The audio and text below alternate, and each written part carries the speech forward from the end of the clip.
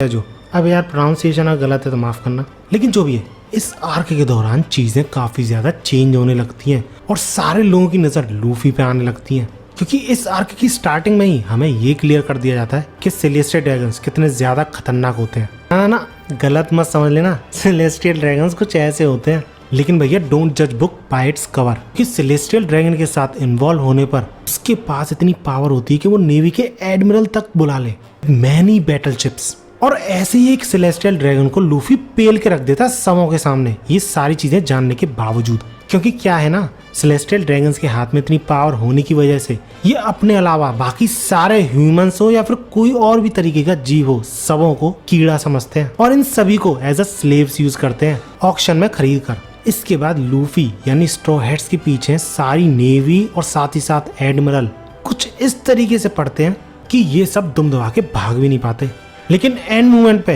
ये वॉरलॉर्ड यानी कुमा आ जाता है और सारे स्ट्रॉ हैट्स को एक एक करके गायब कर देता है, और इस इंसिडेंट के बाद सारे लोग यही मान लेते हैं कि स्ट्रॉ हैट्स मर चुके हैं। लेकिन ऐसे कैसे भैया, याद है ना, ये वॉरलॉर्ड रिवॉल्यूशनरी आर्मी का एक ऑफिसर है जो कि सेफली सारे स्ट्रॉ हैट्स को अलग अलग आइलैंड्स पे दूर दूर पहुंचा देता है। अब इसके बाद लूफी और उसके सारे क्रू मेंबर्स वापस मिलने की कोशिश तो करते हैं उसी आइलैंड पे जहाँ पर कि वो अलग हुए थे, लेकिन किसी ना किसी रीजन की वजह से वो नहीं निकल पा रहे होते हैं और लूफी वो तो अलग ही एडवेंचर पे निकल जाता है अपने, क्योंकि बंदा एक ऐसे आइलैंड पे फंस जाता है जहाँ पर कि एक भी आदमी नहीं है, क्योंकि इस आइलैंड पे किसी भी आदमी को ऑन द साइट मारने का ऑर्डर है या फिर बोल सकते हो लॉ है। लेकिन भैया उस आइलैंड की लीडर या फिर यूं समझ लो रानी एक वॉरलॉर्ड होती है और उससे समाव लूफी पसंद आ जाता है। लेकिन जब लूफी उस आइलैंड से निकलने वाला होता है तभी उसे समहाउ ये पता चलता है कि उसका भाई यानी एस को एग्जीक्यूट करे जाने वाला है, और ये सुन के लूफी शॉक में चला जाता है और रिक्वेस्ट करता है हैंकॉक से